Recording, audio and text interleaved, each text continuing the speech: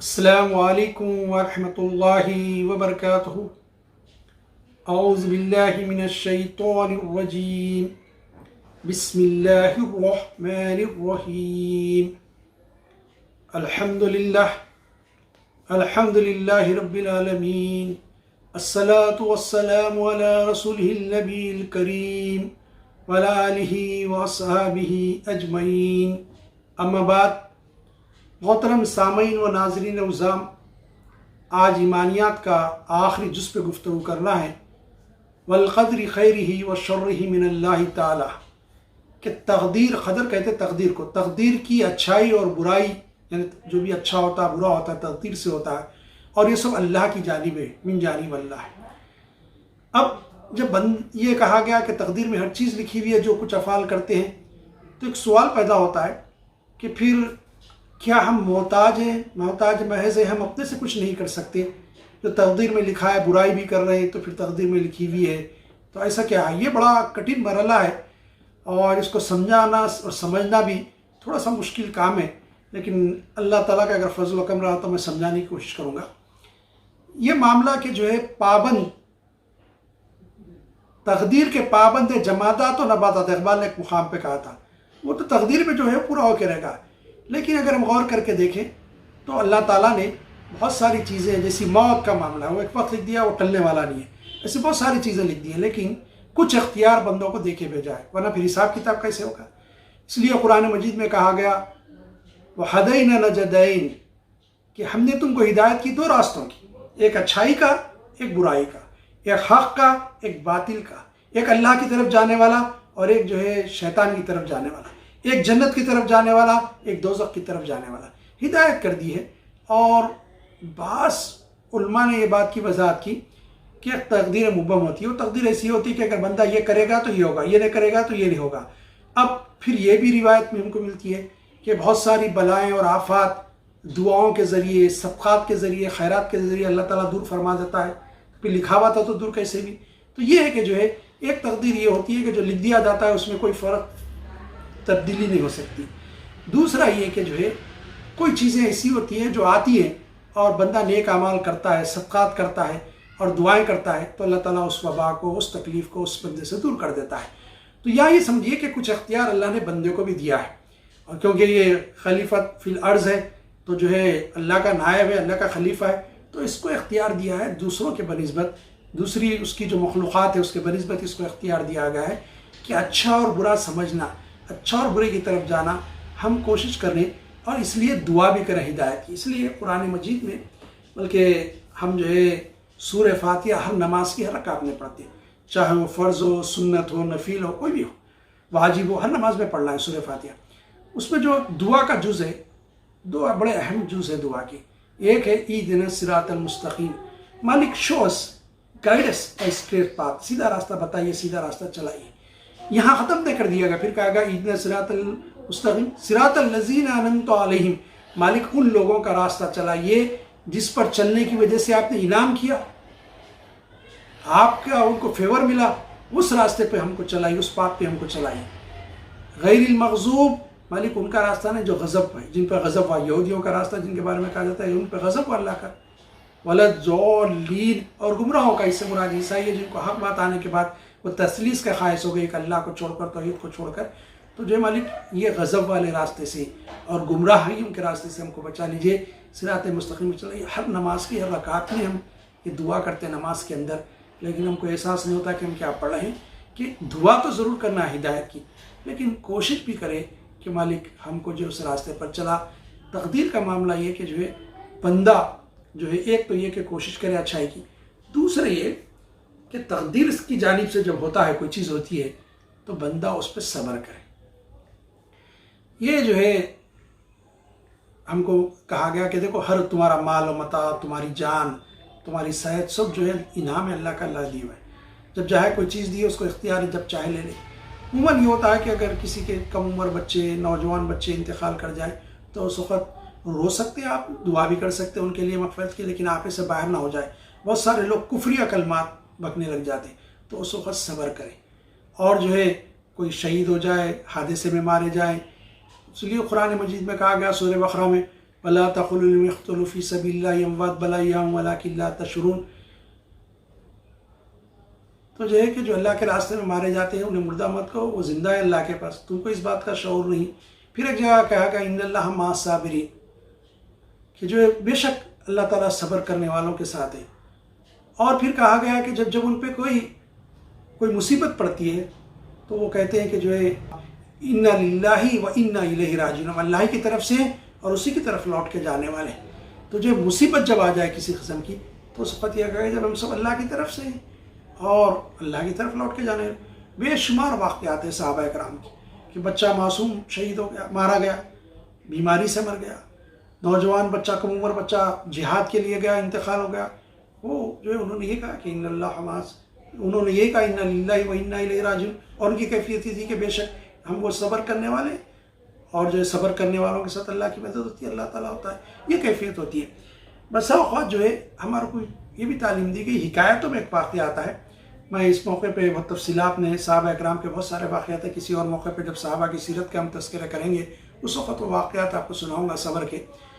لیکن یہاں پر میں ایک واقعہ سناتا ہوں جو حکایات میں ہم کو ملتا ہے کہ ایک بادشاہ تھا مسلمان، اس کا ایک وزیر تھا، اور وہ ہر بات پہ کہتا تھا الحمدللہ، ساری تعریف اللہ کے لیے، شکر اللہ کے لیے. اور وہ بادشاہ اس کو چاہتا بھی بہت تھا اور بہت سمجھدار وزیر تھا. یہ ہوتا ہے کہ جو دنیا میں کسی کو عزت ملتی ہے تو ہم دیکھتے ہیں کہ دنیا دار بعض لوگ جو ان کے پیر در پڑ جاتے ہیں، در پہ ہوتے ہیں کہ اس آدمی کو ذلیل کیا جائے، اس آدمی کو بدنام کیا جائے، جھوٹا قرار دیا جائے، جو چور قرار دیا جائے. بہت ساری کوششیں کرتے ہیں. تو جو یہ ہر دور میں رہا ہے. اس وقت بھی بہت سارے لوگوں کو کھٹکتا تھا کہ کوئی ایسا موقع ملے کہ بادشاہ کو اس سے نالا کر دے اور اس وزیر کے خلاف بادشاہ کو کر دے. دوسرے وزراء بھی تھے جو جلتے تھے، حسد کرتے تھے. ایک مرتبہ یہ ہوا کہ بادشاہ ٹہلتے ٹہلتے کچن میں چلا گیا، چولہے میں، اور وہاں ایک سیب رکھا ہوا تھا، دل والا سیب کاٹنے کا. وہ کبھی کاٹا نہیں، چھری رکھ کے زور سے مارا تو اس کی انگلی کٹ گئی، انگلی کی پور کٹ گئی. اب وہ بڑا پریشان ہوا. پھر وہ اس کو پٹی وٹی باندھی گئی اور سب خیر وافیت پوچھنے آتے. اتفاق سے وزیر کچھ مصروف تھا، یعنی کسی نے وزیر کو اطلاع کی کہ بادشاہ جا پانا کی انگلی ایسا تھوڑا سا کٹ گئی ہے. تو اس نے کہا الحمدللہ. بس وہ کہنا تھا کہ لوگوں نے کہا کہ بادشاہ آپ کی انگلی کٹنے پہ خوش ہو رہا اور الحمدللہ کرا. تو بادشاہ کو بھی ذرا آیا، آ کے پوچھا بھی نہیں، بلاؤ. اس وزیر کو بلایا گیا، اور جب آئے تو بادشاہ نے کہا کہ وزیر تم پوچھے بھی نہیں، میری اس انگلی کٹ گئی. تو نے بادشاہ میں مصروف تھا، پوچھنے آ رہا تھا. اس کے بعد اس نے کہا الحمدللہ، تو میری انگلی کٹ گئی اور تم اللہ کا شکر ادا کرتے ہو. تو اس نے کہا بالکل الحمدللہ، ہر معاملے میں ہم کو اللہ کا شکر ادا کرنا چاہیے، اس کا شکر گزار بندے ہونا چاہیے. تو اس کو بہت غصہ آیا.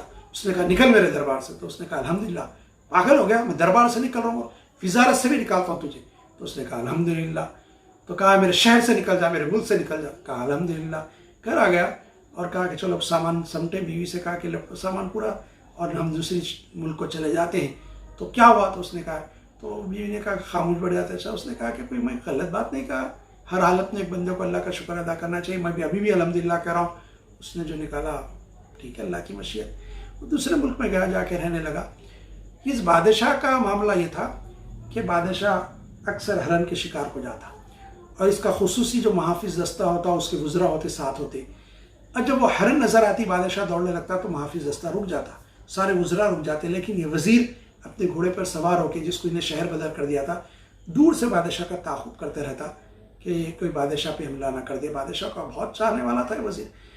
اب یہ ہوا کہ جب بادشاہ شکار کو گیا، دوسرے وزراء بھی تھے، اس کا خصوصی محافظ دستہ بھی رک گیا اور وزراء بھی رک گئے. اور بادشاہ جو ہے جنگل میں دوڑنے لگا، گھوڑا دوڑانے لگا ہرن کے پیچھے. ہرن بھی بہت تیز بھاگتے گئی اور وہ جھاڑیوں میں کہیں گھس گئی. بادشاہ بھی ان جھاڑیوں میں، ان جنگل میں گھس گیا. اور وہ آگے ایک پہاڑ تھا، اس کا ایک درہ تھا، غار تھا، اس میں وہ ہرن گئی. بادشاہ بھی اس میں اپنے گھوڑے کو داڑ دیا، اور اندر کافی اندھیرا تھا، اور صرف اس کی آوازوں پہ بادشاہ اپنی منڈی جھکائے اور گھوڑا جو دوڑ رہا تھا، جا رہا تھا. وہ بادشاہ گیا اور بہت دور جانے کے بعد روشنی نظر آئی، یعنی وہ غار ختم ہو رہا تھا، دوسری طرف جا رہا تھا.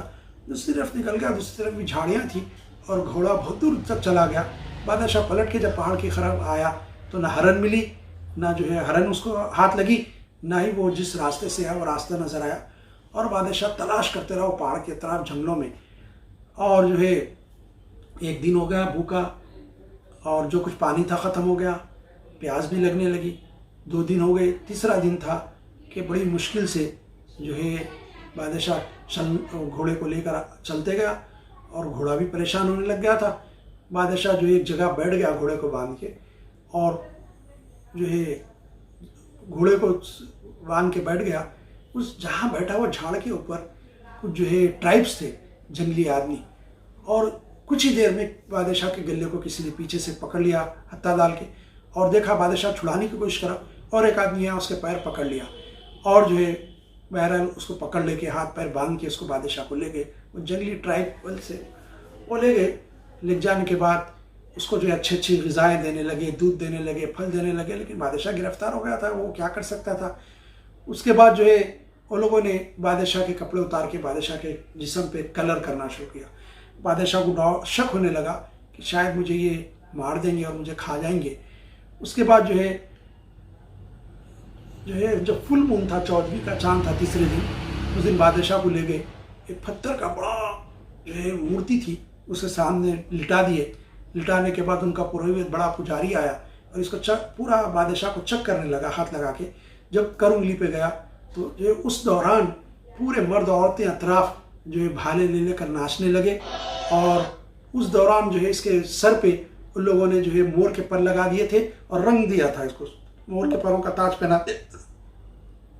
और जब रोहित ने ये देखा कि उंगली कटी है तो उसने सर पे हाथ से मार लिया और रोने लग गया। पूरे लोग रोने लग गए, उसको बड़ा ताज्जुब हुआ। फिर इसको इशारे से कहा तू चले जा, जान बची लाखों पाए। बादशाह वहाँ से भागने लगा। अब सिर्फ उसको जान की फिक्र थी, भूख प्यास तो ख़त्म हो गई थी, कुछ खा पी लिया था। रात तमाम भागते रहा, रुकता भागता चलता। एक पहाड़ दिखा, पहाड़ के दूसरी तरफ उतर के आ गया, और दिन जब चढ़ा सूरज तो उसको जो है कुछ ऐसा नज़र आया मध्यम कि घोड़े पे कोई जा रहा, और उसने बड़ी मुश्किल से हाथ हिलाया, कुछ था तो नहीं। तो वो जो सवार था वो करीब आया तो उसको देखा कि एक आदमी मोर के पर लगे हुए सर पे और कलर करा हुआ है। तो बादशाह ने पूरी जान डाल के कहा कि मैं तेरा बादशाह हूँ। आवाज़ निकाला, आवाज़ भी नहीं निकल रही थी, तो आवाज़ से वो पहचान लिया और करीब आके फ़ौरन उसने बादशाह ने इशारा किया पानी पिलाए। वो फ़ौरन पानी पिलाया और कहा बादशाह जान पानी कैसी हालत है? उसने कहा मुझे फ़ौरन यहाँ से लेके चलो, मैं बताता हूँ। फिर अपने घोड़े पर सवार करके लेके आया और उसको कुछ कपड़ा दिया ताकि वो तैबन के तौर पे बांध ले, पूरा बरहाना लंगा था।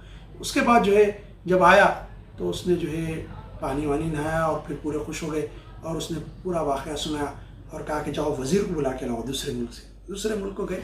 इसके सिपाही जाके उस वज़ीर से कहा कि बादशाह जापान आपको तलब करते हैं। आया वज़ीर, आने के बाद बादशाह ने पूरा वाक़या सुना, कहा कि वज़ीर ठीक है अल्हम्दुलिल्लाह, अल्लाह का शुक्र है, अगर मेरी उंगली ना कटती तो आज मेरी जान चले जाती, लेकिन तुम्हारा बड़ा नुकसान हुआ। तो उसने कहा जहाँपाना आप तो बचने वाले थे, असल नुकसान तो मेरा होने वाला था, मैं बच गया। तो बादशाह ने पूछा वो कैसे?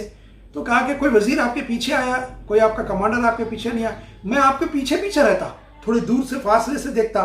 जब आप गार में घुसते तो मैं लामाला उस गार में मैं घुस जाता, और जब वो पकड़ते तो आपको भी नहीं पकड़ते, मैं भी पकड़े जाता, और आपकी तो उंगली कटी हुई थी, आप बच जाते, लेकिन मैं सही सालिम था, मैं कुर्बान हो जाता है। अल्लाह का शुक्र है बादशाह जापाना, हर वक्त हमको हर मुश्किल में जो भी तकलीफ़ हो तो उस वक्त अल्लाह का शुक्र अदा करना चाहिए और सब्र करना चाहिए उस मुश्किल में, क्योंकि अल्लाह ताला ही बेहतर समझता है कि हमारे साथ क्या मामलात होते हैं। एक वाक़या है कि एक आदमी को बहुत अहम काम था और जो है कुछ बिजनेस से तिजारत से जाना था, लेट हो गया, प्लेन छूट गया, बहुत अफसोस करने लगा, पूरी गड़बड़ करने लगा कि मुझे ऐसा नुकसान हो गया, और घर वालों को गुस्सा करने लगा। लेकिन जब घर आया तो टीवी पर बैठ के देखा कि जो प्लेन था वो प्लेन क्रैश हो गया, सब मर गए उसमें। तो बोला कि अल्लाह का शुक्र है कि अगर मैं भी जाता, मैं तो गुस्सा कर रहा था लेकिन अल्लाह ने मेरे इसलिए रहमत रखी। तो बस औक़ात ये होता है कि हमारे कुछ मुश्किल नज़र आती है, नुकसान नज़र आता है, वो हमारे लिए फ़ायदेमंद होता है। तो एक मोमिन का, एक बंदे मोमिन की कैफियत हो कि वल क़द्रि ख़ैरिही व शर्रिही, तक़दीर की तरफ से जो अच्छाई और बुराई है वो मिनल्लाहि ताला, अल्लाह की तरफ से। और जो है ये क़ज़ा व क़दर का मसला है जिस पर हम हर वक्त बंदा राज़ी रज़ा रहे कि अल्लाह ने जो भी फ़ैसला किया है जो कबूल है, अल्लाह की मर्ज़ी, ये कैफियत हो। अल्लाह ताला से दुआ है कि मालिक मुश्किल वक्त में भी हमको सब्र की तौफ़ीक़ अता फरमा और आपके फ़ैसलों पर हमको राज़ी रहने की तौफ़ीक़ अता फरमा दे। सल्लल्लाहु तआला अला खैरि खल्क़ि मुहम्मदिन व आलिहि व अस्हाबिहि अजमईन।